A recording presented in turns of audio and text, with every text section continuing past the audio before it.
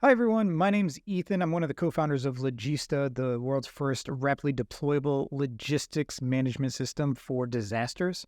And I'm here with you today with another Logista Labs product. These are tools that we create for everybody that are generally very light, very adaptable, something that you can download today for free and use for a response. So what we have today is a generator hours tracking system. So I'm going to run through some of these features real quick, how to download this, how to set it up, and hopefully it'll make your lives a little bit easier. And that's really what we're trying to do with the Logista Labs tools is a light, flexible tool that you can deploy when you need it that hopefully fills a gap and alleviates a pain point for folks in the field or responding to a disaster. So when you log in, you're going to see this About page. This gives you an overview of the system, as well as what each tab does individually. I won't go into that in detail here. You can read about it when you download your own copy. Now, if you're moving left to right across the bottom of these tabs, you can click on the next one, which is this dark blue. It says Dashboard Dark. This is the dashboard for the generator tracker. And on the left side, you'll see information about a specific asset. In this case, it is the generator that you choose. And then on the right side, you're going to see a maintenance log for that specific item. And the way this works is up at the top, there's a green bar. It has some information here that you can change and use as filters. So starting on the left, it'll say asset ID. This all runs off of unique IDs. So once you calibrate it, put in all of your asset tags or serial numbers or whatever you're using as a unique ID, those will automatically populate here. And you'll be able to go down and select all these different assets and get the details that go along with them. In addition to that, it'll have the start date and end date. So start date, you can set for whatever you want. End date, you can also set for whatever you want. You can double click it, or you can type in there that field to get the date. And depending on what you put in, it will change some of the data that it pulls out in terms of lifetime hours versus deployed hours and things like that. So if I set this for January 3rd, it's going to give us an output here that's going to tell us the category name of the generator that it's in. It's going to give you the brand name, it's going to give you the model name, and then it's going to give you the EPA ID in case you registered it or have that information in the inventory.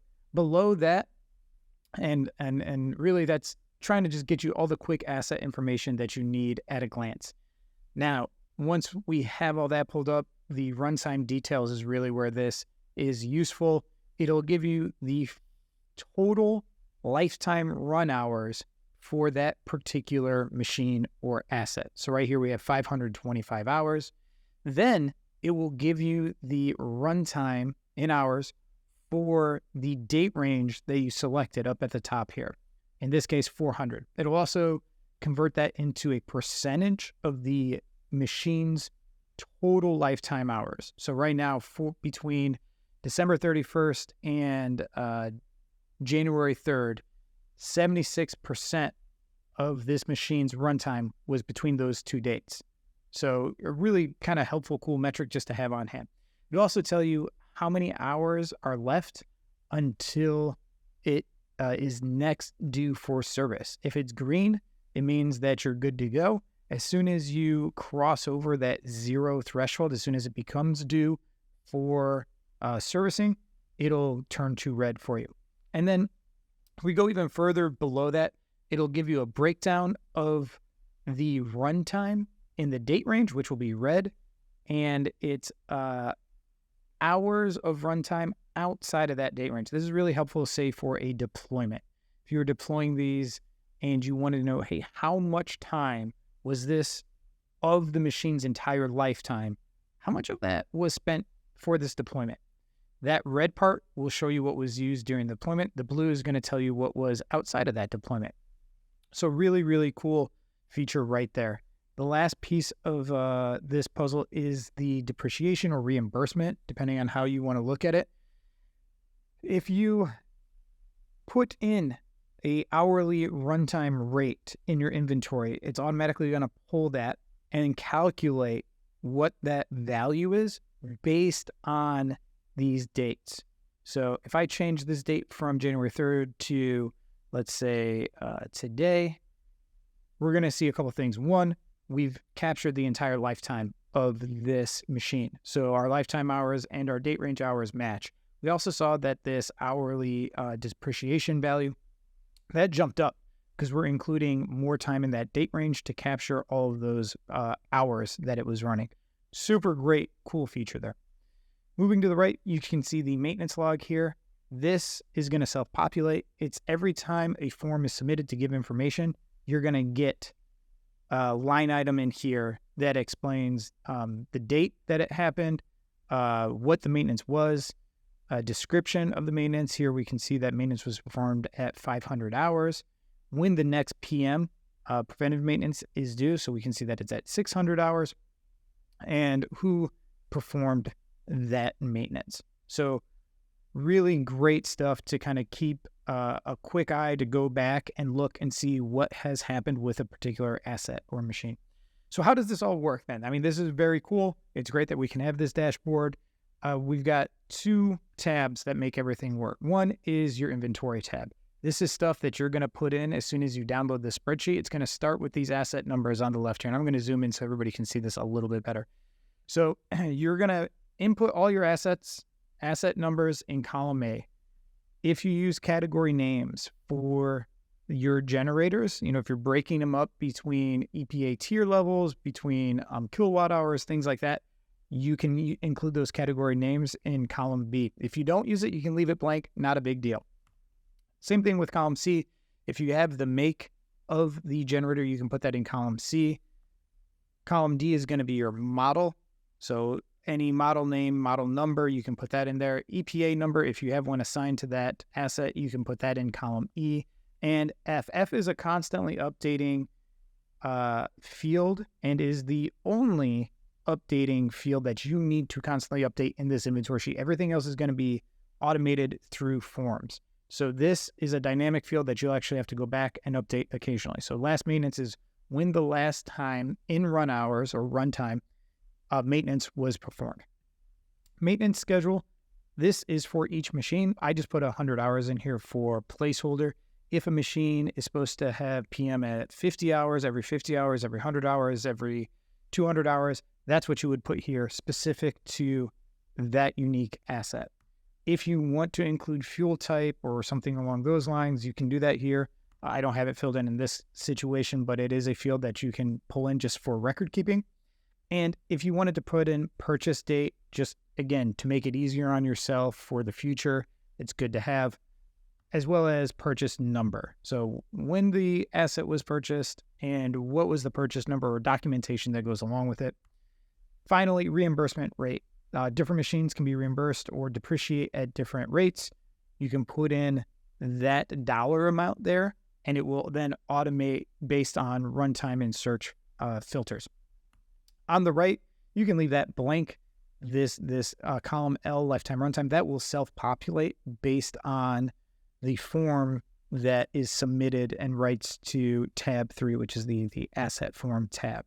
So leave that blank. Once you have that set up, you can start using the system with the form. Now, the form does require a little bit of calibration too, which looks like this. If we're on the back end of the form, you're going to get this. You're going to get a spreadsheet, and you're going to get a Google form.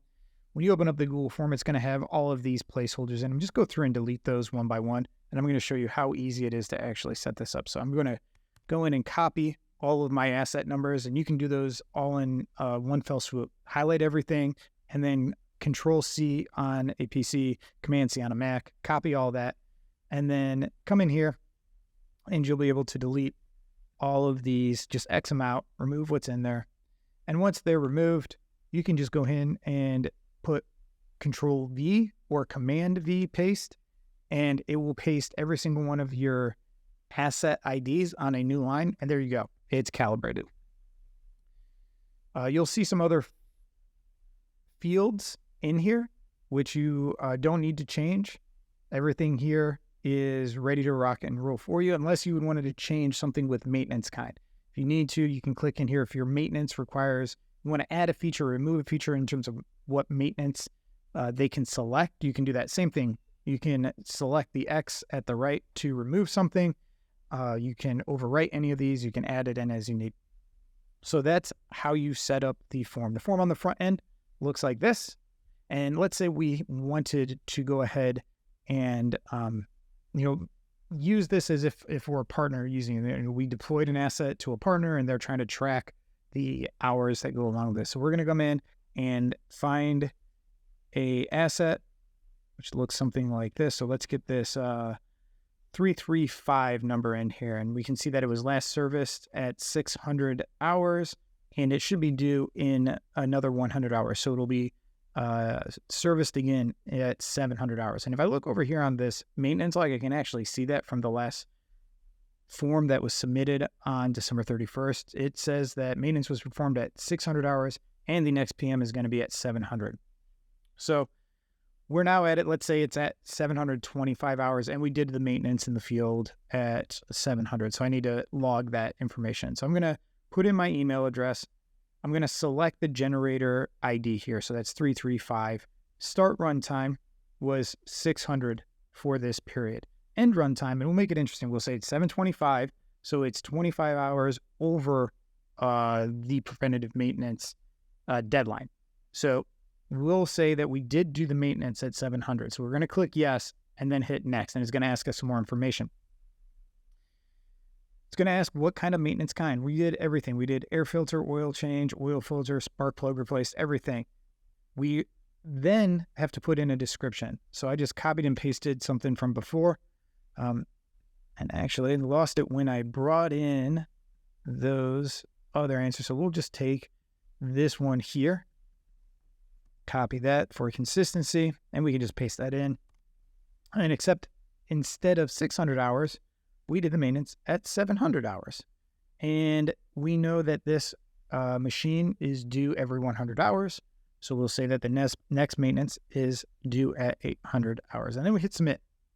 Now, if we need to do another response, we can do that. Click on that, brings up another form, and we can fill the information out for another asset. But if we come back into our tracking form, we can see that we have just submitted another line item to this asset form rolling spreadsheet. So in colloquial, we can call it a database, but it's really just every line is a new form submission that is going to write to this page. You never ever want to edit or input stuff on this page. Use the form, encourage people to use the form because it validates a lot of stuff.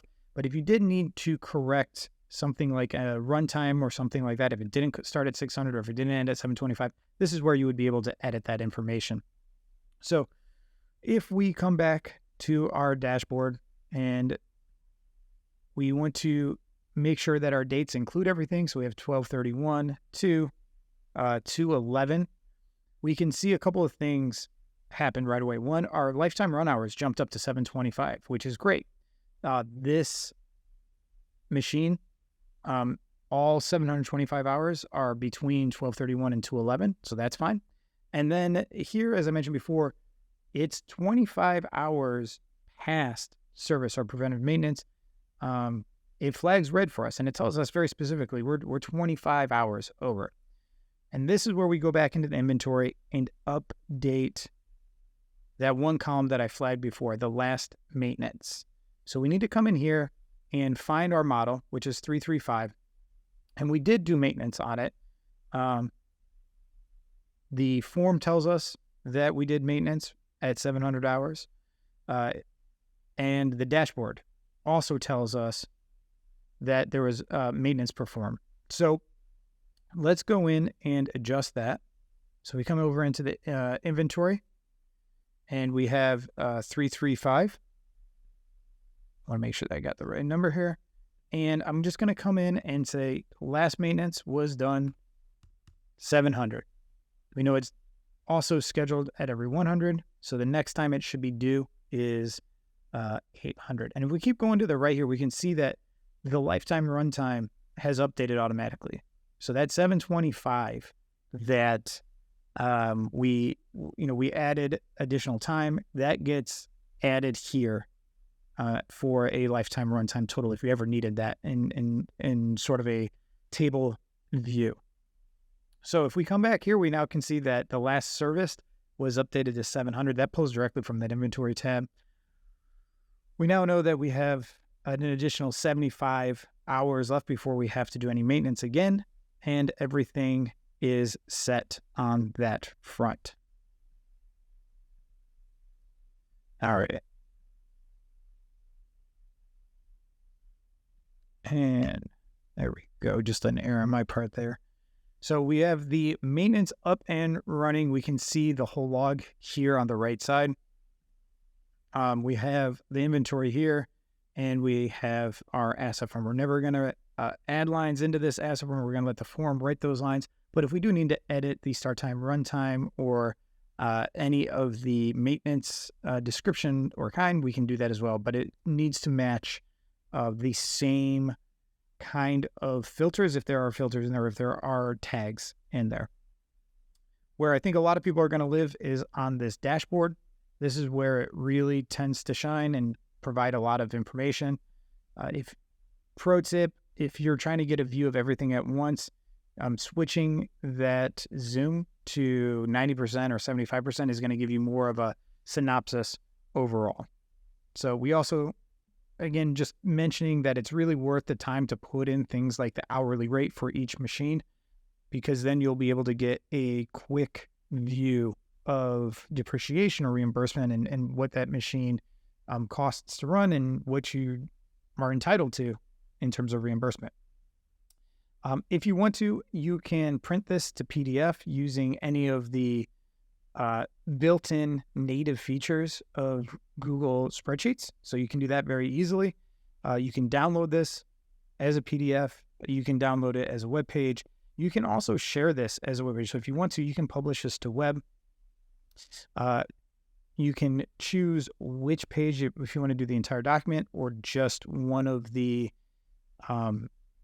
tabs. So in this case, we can use the dashboard. We can hit publish. It's going to ask us to confirm that. And if we do that, we're going to get a nice link that we can then copy and paste into a URL, and we could share this with somebody if we wanted to. So if really good use case is if you're working with a partner outside of your organization that you have deployed a generator to in support of their mission, you can go ahead and dial this in and share this link with them and ask them to confirm that everything is still good or if there needs to be any updates.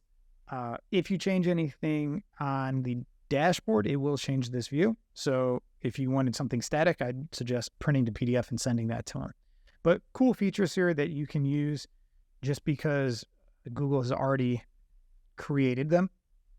And if you ever needed to go back in here, you could stop publishing that because you don't want it to be a public page, and it would remove that. So that is the latest Logista Labs tool that we created. Again, this is the generator hours tracker.